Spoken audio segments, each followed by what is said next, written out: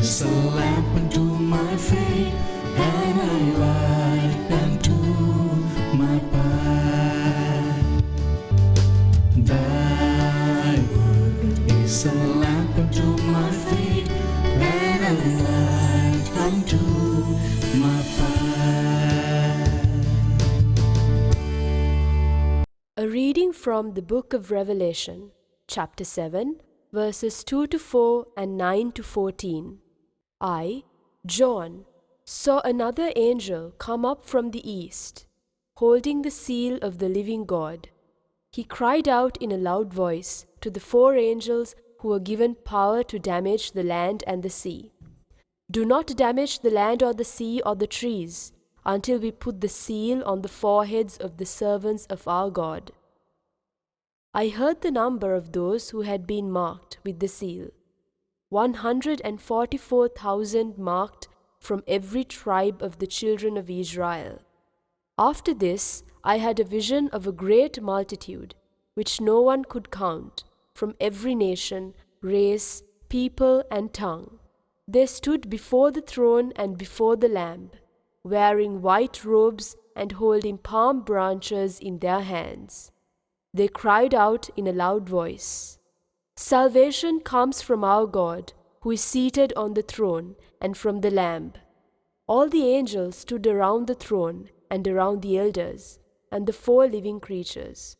They prostrated themselves before the throne, worshipped God, and exclaimed, "Amen, blessing and glory, wisdom and thanksgiving, honor, power and might be to our God forever and ever. Amen."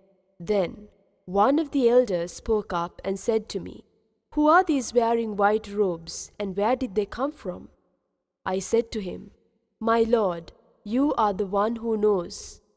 He said to me, "These are the ones who have survived the time of great distress. They have washed their robes and made them white in the blood of the Lamb." This is the word of the Lord. Second reading. A reading from the first letter of John, chapter 3, verse 1 to 3. Beloved, see what love the Father has bestowed on us, that we may be called the children of God. Yet so we are. The reason the world does not know us is that it did not know Him. Beloved, we are God's children now. What we shall be has not yet been revealed. We do know that when it is revealed, we shall be like Him, for we shall see Him as He is. Everyone who has this hope based on Him makes himself pure, as He is pure. The word of the Lord. A reading from the Holy Gospel according to St. Matthew, chapter 5, verse 1 to 12. When Jesus saw the crowds, He went up the mountain, and after He had sat down, His disciples came to Him. He began to teach them, saying, "Blessed are the poor in spirit, for theirs is the kingdom of heaven. Blessed are they who mourn, for they will be comforted. Blessed are the meek, for they will inherit the land. Blessed are they who hunger and thirst for righteousness, for they will be satisfied. Blessed are the merciful, for they will be shown mercy. Blessed are the clean of heart, for they will see God. Blessed are the peacemakers, for they will be called children of God. Blessed are they who are persecuted for the sake of righteousness, for theirs is the kingdom of heaven. Blessed are you when they insult you and persecute you, and utter every kind of evil against you, falsely because of me. Rejoice and be glad, for your reward will be great in heaven." The Gospel of the Lord. My dear brothers and sisters in Jesus Christ, today the Church keeps the feast of the All Saints, the solemnity of the All Saints. Now this feast is a reminder of a basic Catholic teaching in the Church. that is, the teaching of the communion of saints. My dear brothers and sisters in Jesus Christ, in the Catechism, we learn that we are a group or a part of much larger communion. A communion consists of three churches. Firstly, we have the militant church, and then we have the suffering church, and finally we have the victorious church. The militant church, that is us, we human beings living in this world, who are in a constant combat with the temptations of the flesh, the devil and the world. We are in a constant battle to win over these temptations and to inherit the love of God. We are in a constant battle. But then, due to human frailty, our weaknesses, we don't win all the time. Most often, we lose rather than winning. We fall for our weaknesses, for our sinfulness.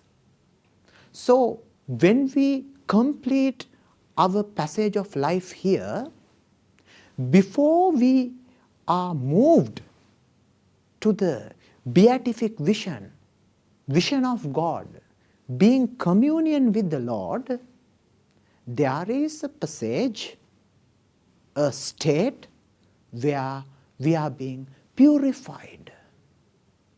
That passage consists of suffering to the simple reason, because of the simple reason that we don't have the chance or the beauty of seeing the vision of God.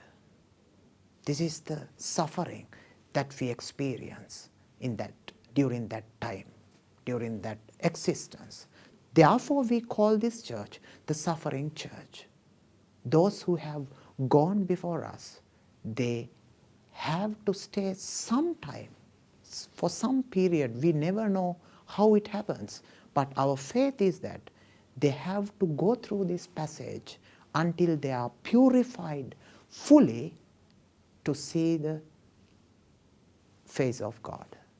And then, once they achieve that state, the communion with the Lord, they are in the victorious church.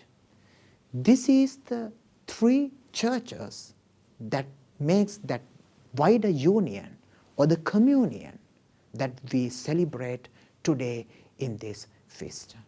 My dear brothers and sisters in Christ, this is a basic faith that we confess when we recite the creed. Therefore, let us make this a moment to believe this. And today being a feast of hope, let us hope that we also may be part of the victorious church where we see the face of God face to face.